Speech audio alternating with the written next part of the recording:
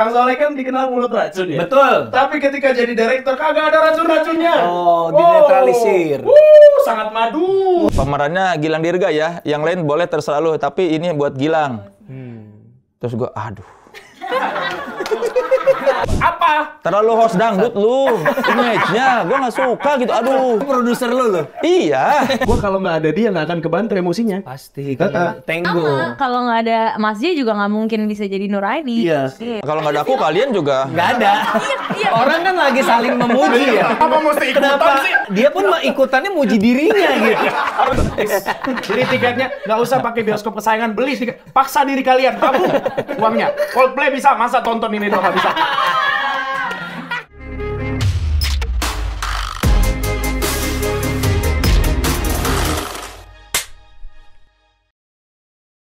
Selamat datang kembali di InFrame, sebuah bincang-bincang bersama para pelaku sinema. Kalau suka sama konten ini dan konten HATV yang lain, cuekin dulu orang di sebelah saya. Silakan like dan komen untuk membantu konten ini. Iya tuh shot. Silakan like dan komen untuk membantu konten ini sampai ke teman-teman kamu. Tapi kalau enggak juga nggak apa-apa. Yang penting hari ini kita sudah kedatangan sutradara dan para pemain dari film Star Syndrome. Akhirnya, aku tuh menunggu diundang oleh diri. Mau klarifikasi dia. Gilang mama sehat. Bukan saya, itu. Oh enggak, kan saya enggak boleh gue nanya nyokap lu. Boleh? Iya. Boleh sih, tapi aku lebih suka kalau kita nanya mamanya dia. Mamanya Soleh. Mama Soleh sehat. Mamanya Kezi aja. Akhirnya ya Star Syndrome mendapatkan jadwal tayang di bioskop. Alhamdulillah. Syutingnya sudah cukup lama ketika pandemi dan ini adalah film. Lo sebagai produser juga nggak sih di sini? Iya, alhamdulillah. Film keberapa sebagai produser? 3 ya? Filmnya 3 sebagai produser. Setelah Surausile, Liam dan Laila dan sekarang Star Syndrome. Saya hafal filmografi Anda. Luar biasa. Karena kan selain dia memang melihat peluang-peluang lainnya juga dia melihat saingan-saingan. Betul. Hari ini kita sudah kedatangan di sebelah saya ada produser rangkap pemain, ada Gilang Dirga. Ada sutradara dan juga lu enggak ya? Enggak sebagai pemain ya. Soleh Solihun. Dan ada salah satu pemeran utamanya Kezia Alatea. Ini film keberapa sih, Kez? Keempat. Film keempat ya? Keempat. Panggilan lo apa sih? Zia apa Kezi? Kez. Bener Kez. Kez.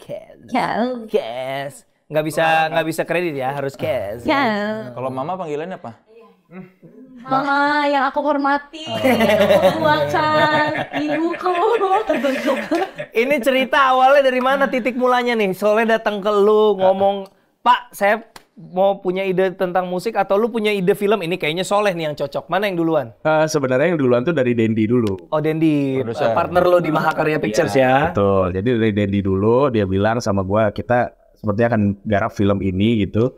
Terus gua sepertinya akan coba untuk ngobrol sama Kang Soleh. Oke. Gua bilang oke sih, gua bilang gitu kan. Yakin? Yakin karena Nggak ada sutradara lain? sutradara banyak, cuman kayaknya yang punya sense of music yang cukup kuat ya mungkin nggak banyak ya. Salah satunya adalah Soleh Solihun. Dia nawarin dulu. Soleh Solihun. Dia nawarin dulu ke Bene. Nyari yang sutradara box office. Terus Bene nggak sanggup. Iya, kayaknya Bene kan si ngerti musik ya, Bene ya. Terus Bene nawarin gua. Nah, jadi gua tuh pilihan kedua. Dari versi Bene ya. Iya. Kan kita nggak tahu. Kalau mungkin ada sebelum versi-versi. Bene ada 7 orang lagi kan lo nggak tahu ya. Siapa tahu dia nawarin dulu ke Hanung kemana. Walaupun pilihan kedua tapi gua dari awal tuh udah. Oh, luar biasa.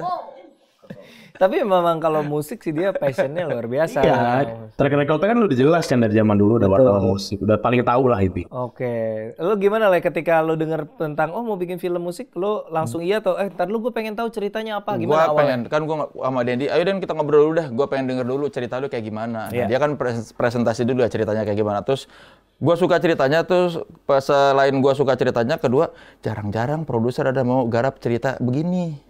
Soalnya filmnya kan tidak menarik buat warga ya. Wah, Gilang Dirga gimana?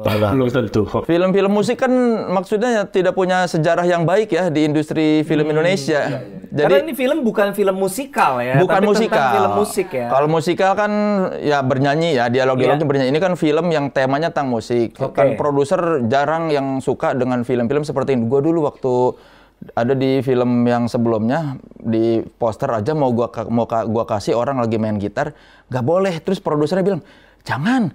Kalau kelihatannya tentang musik, orang nggak nonton. Nah gitu. Makanya begitu ada ini, wah ada produser berbeda nih. Jadi gue sukanya gitu karena selain gue suka ceritanya, si Dendi ini mahakarya. Dia suka sama musik, jadi kecintaannya sama musik sama besarnya dengan kecintaannya sama film. Makanya gue mau, oh ini produser tulus nih. Betul. Karena kan selain dia memproduksi film, memang produser musik juga. Iya. Dia kan pernah manajerin apa Seventeen ya, ada atau label juga kan. Betul. Coba Kes ceritain dari diri lo yang versi lo kalau orang belum nonton film ini secara garis besar tentang apa ceritanya? Ceritanya tentang sering terjadi di ibu kota ya. Oh gitu ya? Iya, apalagi kalau misalnya ceritanya followersnya baru banyak nih. Langsung star syndrome. Jadi dia lupa lah akarnya. Dan intinya si singer ini dulu tuh terkenal banget. Terus Mas J gue manggilnya.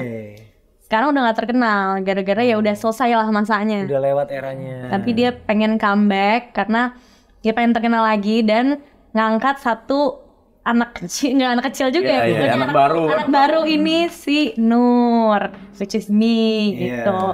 Tapi karena cara-caranya dia adalah cara-cara yang old school zaman dulu, jadi dia belum bisa beradaptasi sama zaman-zaman si Nur ini gitu. Jadi dikombain lah cara dua orang ini gitu. Tapi kayaknya relate sih ya, maksud gua zaman sekarang ya lu juga salah satu pelaku usahanya gitu. Maksudnya bisa dibilang bahwa sekarang tuh mau nggak mau orang juga pasti akan melihat terlebih dahulu berapa jumlah followers, berapa. Pasti itu relate banget zaman sekarang. Makanya artis-artis yang mungkin sudah masa jayanya sudah lewat mungkin sekarang banyak jadi content creator juga gitu kan untuk tetap berusaha nge-grab masa gitu kasarnya gitu kan. Iya. Jadi itu kurang lebih jalan ceritanya, tapi yang pasti selain ada bumbu musik tentunya komedi juga dong. Ada dong. Gilang Dirga. Ada Ardit Erwanda sebagai komedi konsultan. Yang belum posting sampai sekarang. Serius? Iya dia. Kemarin. Gila.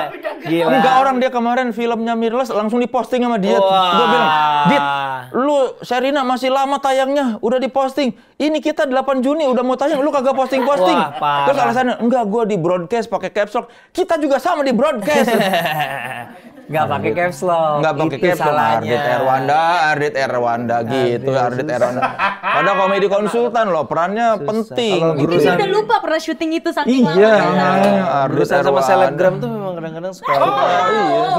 Kadang-kadang suka harus tolong harus di-push gitu ya. Suka star syndrome ya dia. Iya, bagus. Mentang-mentang dia udah banyak banget followersnya, merasa. Makanya dia sibuk konten sama istrinya terus karena dia memanfaatkan istrinya sekarang. Iya, istri dan. Gua kesian orang-orang kayak gitu tuh lama-lama anaknya bisa dieksploitasi. Sama kayak lu juga mulai kan. Asal-usul jalan ide ceritanya penyanyi yang pengen comeback setelah dia udah basi gitu dari mana Gil? Sebenarnya kan common ya cerita kayak begitu tuh, maksudnya kan itu premisnya kan udah banyak banget yang pakai kan premis kayak begitu. Cuman kayaknya kalau mau terlalu jauh pun takutnya nggak relate. Makanya pakai yang udah ada aja, cuman kemasannya kita bikin berbeda. Gitu. Gua rasa ini karena si Dendi kan megang label megang manajer band bertahun-tahun. Dia juga musisi. Ini kan kayaknya pengalaman dan pengamatan dia bertahun-tahun. Jadi dia mungkin melihat ini selama belasan tahun. Ini menarik sekali buat diangkat jadi film, tapi belum ada keberanian. Baru tahun ini kali dia berani bikin film yang seserius itu. Gitu. Apa yang terjadi ketika seorang penyanyi has been pengen comeback, menggait seorang unknown yang potensial gitu ya. Iya gitu. Ya pasti kan terjadi kayak kan ini sebetulnya si Jay ini masuk ke industri yang sudah tidak dikenali dan tidak mengenalinya lagi. Dia gagap kan. Dia merasa mengajak anak baru supaya mengangkat popularitas dia. Tapi ternyata yang dia hadapi di luar dugaan. Malah anak barunya lebih sukses ternyata. Ya, pokoknya apa yang terjadi dengan anak barunya silakan lihat di film lah ya. Star Syndrome 8 Juni ya. 8 Juni. Iya, ini Gilang dari awal lo udah ini yang meranin Jay harus gue apa gimana? Gue sih udah ada perjanjian mati ya sama Dendi ya. Gue harus gitu ya? mati. Oh, karena di dua film sebelumnya lu produserin, lu nggak ada yang jadi pemeran utama. Enggak, karena gue sibuk di TV, jadi nggak mungkin juga. Sekarang udah nggak laku. Alhamdulillah, walaupun kosong sebulan. Berkurang, makanya aku butuh banget kalian nonton. Jadi tiketnya nggak usah pakai bioskop kesayangan, beli tiket. Paksa diri kalian, tabung uangnya. Coldplay bisa, masa tonton ini doang nggak bisa. Dari awal emang Dendi udah bilang, Leh, gini-gini nih. Tapi dia ada tapinya. Pemerannya Gilang Dirga ya. Yang lain boleh terserah lu, tapi ini buat Gilang. Terus gua, aduh. Kenapa? Lu kenapa begitu? Gilang itu udah terbukti aktor yang bagus. Gue mau nanya apa lu langsung di sini? Lu nggak percaya apa keraguan apa yang ada di benak lu, keraguan apa? Apa? Terlalu host dangdut lu. Image-nya gua nggak suka gitu. Aduh. Image-nya gitu kayak aduh. Ini produser lu loh. Iya. Tapi gua ngebayang aduh, halo. Jadi image-nya tuh siapa yang main? Gilang Dirga. Host dangdut.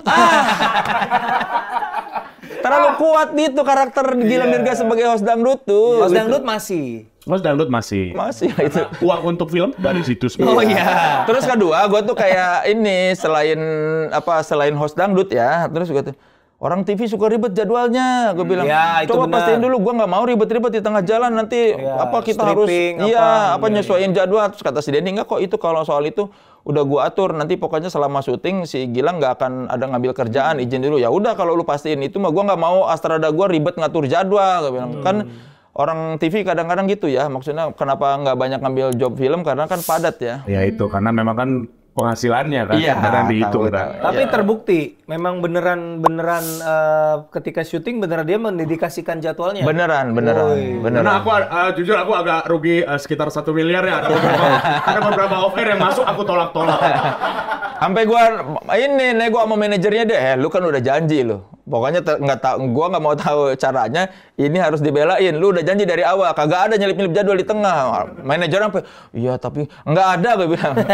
Jujur gua seneng Mas, maksudnya ketika gua lagi proses ratingnya, ada Kang Soleh, ada Kezia, ada pemain-pemain yang lain juga.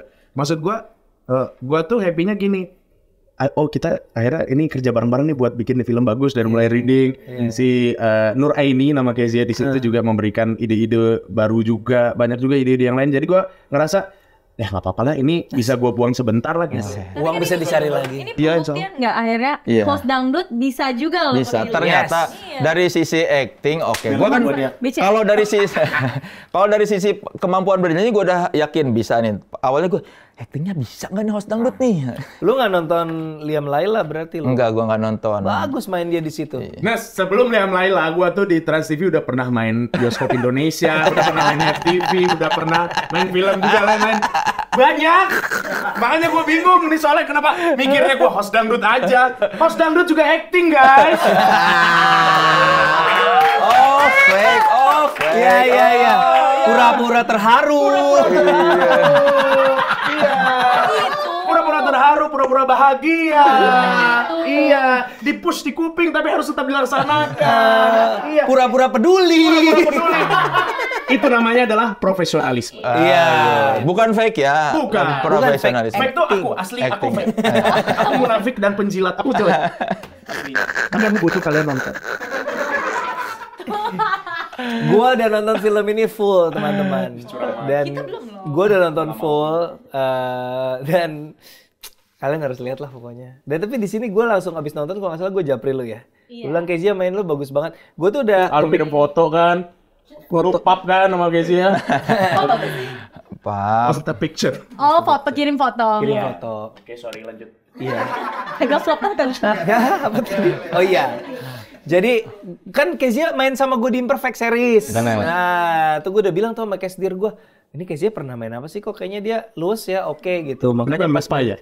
Kenapa? Lu lupa ya udah. Oh bukan, Imperfect dulu. Makanya pas di Star Syndrome, oh ternyata dikasih peluang yang lebih besar dia bisa gitu. Padahal di Imperfect soalnya kecil perannya. Tapi jujur ya di beberapa adegan itu, gue kalau nggak ada dia nggak akan kebantu emosinya. Pasti kan tango ya namanya, acting tuh tango. Sama. Kalau nggak ada Mas J juga nggak mungkin bisa jadi Nuraini. Iya. Kalau nggak ada kalian kalau nggak ada aku kalian juga Nggak ada. Orang kan lagi saling memuji ya. Orang lagi saling kenapa dia enggak? Dia pun ikutannya muji dirinya gitu. Harusnya kan lempar ya. Iya. Aneh nih orang. Aku ingin dilibatkan loh. Kalau nggak ada Kak Soleh, nggak ada film. Tapi gue mau pengakuan sekali lagi, gue udah pernah ngomong ya, udah pernah ngomong di tempat lain. Kang Soleh kan dikenal mulut racun ya. Betul. Tapi ketika jadi direktur kagak ada racun-racunnya. Oh, dinetralisir. Sangat madu. Oh, madu. Ya, tidak ada racun-racun. Gue kan pengen menciptakan lingkungan kerja yang nyaman. Asik. Bisa begitu berarti, asik, Kak. asik. Kan itu Fake. Itu acting. Profesional. Itu profesional. Gue kan sedang berakting sebagai sutradara yang baik. Kezia waktu itu inget nggak lo prosesnya kepilih dia gimana? Nur itu kan peran di sini tuh perannya penting banget. Komedinya kenceng, dramanya kenceng, harus bisa nyanyi. Betul. Gimana proses pemilihannya? Sejujurnya memang kami sudah menghubungi banyak orang. Gue seneng nih kalau aslinya keluar gini gue seneng. Kan kadang-kadang kalau wawancara suka sok baik-baik, kalau gue enggak. Udahlah. Nah, tapi gue bisa. Nah. Tapi untuk konteks kali ini gue bisa paham karena dia belum pernah jadi pemeran utama. Jadi untuk dia jadi pemeran utama dia bukan prioritas, wajar. Ya, gua menghubungi pertama sebelum ngomongin ke karakter Kezia, gue tuh pengen semua pemain gua itu ada hubungannya dengan musik. Tadinya. Iya, terbukti berhasil. Kayak misalnya, di Gilang nggak apa-apa, dia kan penyanyi juga bisa. Gua ikhlas, gua nggak apa-apa lah host dangdut, tapi kan dia bernyanyi. Kayak berat banget. Dan gitu. dia ini gue ikhlas. Dan dangdut. diulang sama dia. Produsernya lo padahal. Terus karakter si Tora nih, si Dudi, gua dari awal udah ngebayangin pas baca skrip gua keinget Tora. Soal soundman yang banget itu. Soundman operator rekaman ya. Operator rekaman yang ini karena gua pernah denger cerita dari Tora. Gua pernah kuliah sound engineering di Australia, terus tiba-tiba pas gua magang ke Jakarta, gua ketemu orang lagi kerja jam 3 pagi, soundman rokok kerjanya gini, terus gua melihat apakah ini masa depanku? Dia cerita soundman yang kerjanya rokok terus mencet-mencet jam 3 pagi, dia kayak aduh aku tidak ingin masa depanku seperti ini gitu kan, kayak yang capek banget kerjanya. Makanya gue kebayang pas baca skrip itu, gue inget si Tora pernah cerita soal itu. Dah gue minta Tora vokalis juga. Terus manajernya Gilang yang meranin Dendi. Tapi saya bilang manajernya Gilang bukan manajernya J, manajernya J. Gua udah lama syutingnya lupa nama karakternya. Si Jul. Agak lupa. Si Jul itu kan gua memang dari awal gua pengen yang akrab sama Gilang, tapi juga dia kalau bisa dekat dengan dunia musik ternyata Tanta. Musisi juga. Musisi vokalis. Terus si Tisa punya single. Si Mimi juga kan bisa nyanyi. Makanya pas begitu Kezia gue mencari beberapa nama aktor yang penyanyi juga. Dia dites nyanyi nggak? Dites. Oh, pakai video apa face to face? Face to face. Gue casting adegan yang berat dan adegan bernyanyi. Jadi gue pengen denger suaranya kalau beneran nyanyi bagus apa enggak. Oh, jadi dites nangis. Iya, dites adegan yang itu yang mengharukan itu sama gue suruh nyanyi, coba nyanyi langsung. Nyanyi sambil nangis. Enggak, itu Gilang itu nyanyi sambil nangis. Tapi gue main gitar juga. Kalau sekedar main gitar rhythm doang kayak begini mah gue bisa. Metik yang gue tuh agak susah. Nah di film ini tuh gue beneran metik. Yang lu di panggung itu beneran lu. Beneran dia. Beneran suara. Karena Kang Soleh bilang, gue nggak mau suara-suara studio ya Kang. Iya. Gue nggak mau orang pas nonton kalau yang ngerti, ini bukan dia yang main. Gue pengen tuh minimal dari sisi musik orang yang ngerti, gue bisa mempertanggungjawabkan. Gue inget sih itu obrolan awal kita tuh salah satu hal yang lu concern banget ya. Gimana caranya ketika orang nonton adegan-adegan main musiknya tuh otentik gitu. Jangan sampai orang melihat langsung tahu, ini mah rekaman gitu. Iya, makanya meskipun si adegan Gilang main gitar itu bisa di overdub atau pakai orang lain, tapi kalau yang ngerti, enggak main gitu. Kan ada di Reels mana tuh, banyak di Reels ada yang kalau adegan ini dimainkan beneran gitu. Ada ada tuh. Siapa sih Ralph Macchio main lawan lawan Joe Satriani apa Stevie gitu. Ada adegan yang duel gitar. Terus ada yang bikin ini. Seandainya itu beneran. Blak katanya.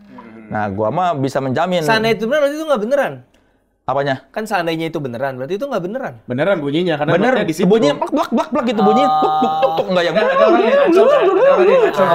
kalau yang buat yang ngerti kita, oh itu mah notnya nggak pas gitu. Nah, makanya gua pengen meskipun ini bisa di overdub, tapi orang kalau ngeliat, kalau yang kupingnya peka, ya ini mainnya memang nggak terlalu jago, makanya oh si Gilang beneran. Kalau kan pemain aslinya musiknya si Didit Saad nih. Kalau pakai rekaman versi Didit Saad itu kan mulus banget dan keren banget gitu.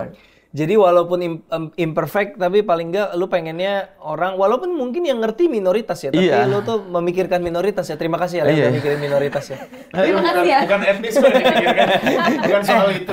Ngomongin musisi, di sini kayaknya banyak musisi terlibat ya. Iya. Bikinin lagu. Iya. Siapa aja, ceritain dong. Itu budgetnya lumayan kayaknya Pak. Lumayan. Udah Dendi yang kita dapat. Jadi dari awal makanya gua mau sama Dendi, kan gua bilang sama Dendi, Den, kalau lu mau gua nggarap, gua pengen begini. Kayak misalnya adegan musiknya beneran manggung. Terus gua pengen musisinya beneran dibikin lagu buat sini. Nanti yang ini harus main beneran musisi. Dan gua nggak mau alat bandnya props dari orang art. Yang kadang-kadang kan sesuai budget doang, bukan sesuai kebutuhan. Jadi tolong disediakan khusus budget buat musik yang agak lebih. Terus si Dendi ya oke gitu. Makanya gua kan minta Denny Casmala. Jadi kan karakter si Gilang ini, karakter si Jay Adi ini ceritanya band yang pernah hits tahun 2005. 2005 kan masa-masanya pop Melayu ya. Iya. Gue bilang sama Dencas, gue pengen bikin lagu yang masih keren, tapi ada norak-noraknya dikit, ada Melayu-Melayunya supaya menggambarkan tren musik saat itu. Baginda, si Jodaud. Ya, gue lebih ke Wali sebetulnya waktu Wali, itu. Ya. Yang gue memang spesifik nyebut Wali yang cari jodoh kalau bisa. Moodnya kayak gitu kan, ceria. Cari pacar lagi. Iya, yang bapak-bapak, ibu-ibu. Itu bukan. Kalau cari jodoh, ibu, bapak-bapak, siapa yang salah ya gue. Padahal dulu ada label, kok bisa salah ya? Mereka fansnya gini nih kalau nonton. Weh, namanya para wali. Para wali paksakan diri Anda beli tiket. 8 Juni. Karena kalau gini armada. Ayo. Ini bukannya Wizard ini. Nah, makanya gue bilang, ini kalau Wizard ada sayapnya 2. Ada sayapnya, jadi Wizard ada sayap. Wizard ada sayapnya. Ya terus kan itu gua minta Dencas karena buat karakter ini ceritanya band mainstream, maka harus mencari pencipta lagu yang mainstream. Denny Casmala pencipta lagu hits paling mainstream se-Indonesia kan. Buat karakter si Tisa ini kan, si Tisa dan Mimi, si siapa namanya gue lupa. Si Sweet Judgment ini, band Sweet Judgment. Oh, bandnya. Ya, Ana. Kan ceritanya band indie. Jadi di film ini karakter J yang diperanin Gilang tuh punya adik perempuan yang diperanin Tisa Biani, namanya Ana. Ana ini punya temen nama Ayu. Mereka berdua duo. Gue kalau lihat gitu gaya-gaya ini homogenik ya. Maksudnya apa sih itu ceritanya? Ya, sebetulnya kan musiknya gue tuh suka Blondie. Makanya musiknya gue pengen 80s yang dance new wave gitu. Makanya waktu gue baca skripnya dari si Rino Sarjono, gue udah kebayang ini yang bikin musik harus Batman, Good Night Electric, karena musiknya begitu. Dan ini karena ceritanya band indie, jadi memang bener-bener musisi dari skena indie yang gue ajak supaya feel-nya otentik gitu, bahwa ini memang musiknya beda. Yang ini kan mainstream banget si Dencas, ini si Batman indie banget gitu. Makanya gua waktu ke si Mimi sama Tisa udah deal, oke, Bet, tolong bikinin lagu gini nih. Siapa lagi musisi lain yang terlibat? Satu lagi Didit Saad. Didit Saad itu gitarisnya Stars and Rabbit. Yang sekarang ya, gitaris yang sekarang ya? Iya, dari awal juga dia yang bikin musiknya tuh, Didit Saad tuh. Tapi kan ganti si Ilda. Ada, tapi dicabut. Sebenarnya dari awal tuh produser musiknya, arrangernya Didit Saad. Oh, I see. Jadi sekarang tinggal 2 kan, satu lagi dulu siapa? Ari siapa yang lakinya tuh. Nah, sekarang si Elda ini. Jadi si Didit Saad ini memang dia dulu kan, gua suka karya-karya dia Plastik. Terus dia pokoknya garap banyak inilah sama Ipang bikin lagu keren-keren. Makanya pas si lagu yang ketiga ini ada si single Labirin yang dinyanyiin sama Keza. Itu bagus banget lagu. Itu kan ceritanya si lagu Labirin ini proses pendewasaan dari si Jay ke era ini nih, Labirin. Gua pengen ke si Dendi waktu itu, gua pengen lagu yang membedakan antara si karakter yang di 2005 dengan di 2019 ini supaya beda, secara emosi berbeda, secara pola pikir juga udah berbeda. Makanya dan lagunya bercerita tentang kegalauan gitu lah, kayak dia gamang di mana-mana. Akhirnya si Dendi, ya udah coba gua cariin dulu pencipta lagunya. Terus lu mau lagunya kayak gimana? Gua kasih temanya gini-gini. Terus tiba-tiba dia, ini coba dengerin dulu lagu. Didengerin, terus gua suka. Ini siapa yang bikin? Enggak, gua nggak mau kasih tahu dulu siapa yang bikin, dengerin dulu. Ya pokoknya aku suka lagu-lagu di film ini. Masalah filmnya itu terserah kalian. Tapi kalau soal lagunya, saya bisa membanggakan lagu-lagu ini. Dijamin bagus-bagus lagunya. Makanya setiap kali ada promo, tonton di bioskop kesayangan Anda, tidak usah sayang sama bioskopnya, nggak apa-apa. Yang penting Anda paksakan beli tiket untuk kami.